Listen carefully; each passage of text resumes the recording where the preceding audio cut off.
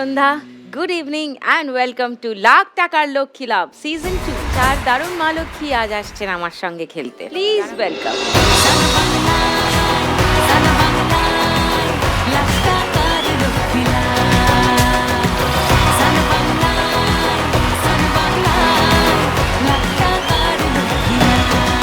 মানুদি, আপনার সঙ্গে একটু আলাপ করি ভালো করে। নমস্কার সুদীপ্তা, আমি মানু হালদার।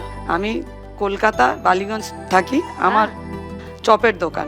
ও, কোথায় চপের দোকান? কসবা কুমারপাড়া মিলন সংঘ ক্লাব, হ্যাঁ, ও মাঠের ওখানে। দুই ভাই বোনকে মানুষ করছিলাম। মেয়েটাকে বাড়িতে রেখে কাজে যেতাম। আমার মেয়ে দেখতে খুবই সুন্দর ছিল। তার মেয়ে হচ্ছে আমার এই। ও হ্যাঁ, ও 17 মাস বয়স, 2015-তে মেয়ে সুসাইড করে মারা গেছে।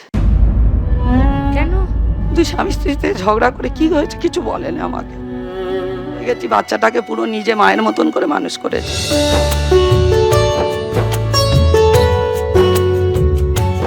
দেখি, প্রচুর কষ্টে, তবু আমি লড়ে যাচ্ছি।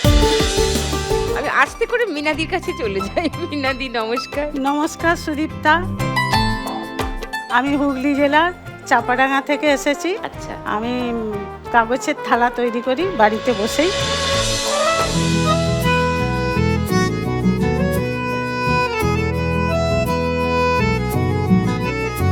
ওকে। টুলুদি নমস্কার শীতলাদি, নমস্কার।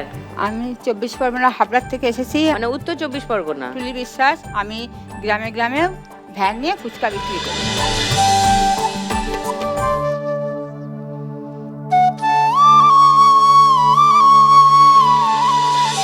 আর আমার স্বামী কিছুই করে না, আজ 20 বছর ধরে কিছুই করে না।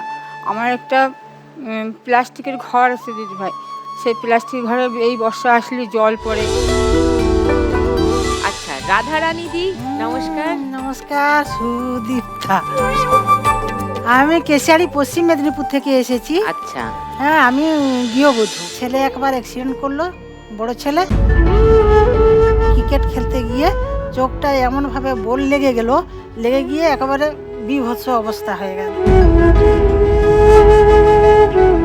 তখন ওই রাতারাতি একটা গাড়ি ভাড়া করে সাথে সাথে ভুবনেশ্বর নিয়ে গেছি। ওখানে নিয়ে গিয়ে ওখানে কিছুদিন ট্রিটমেন্ট হয়েছে। ট্রিটমেন্ট হওয়ার পরে বাড়ি এসছে, এখন বাড়িতেই বর্তমান।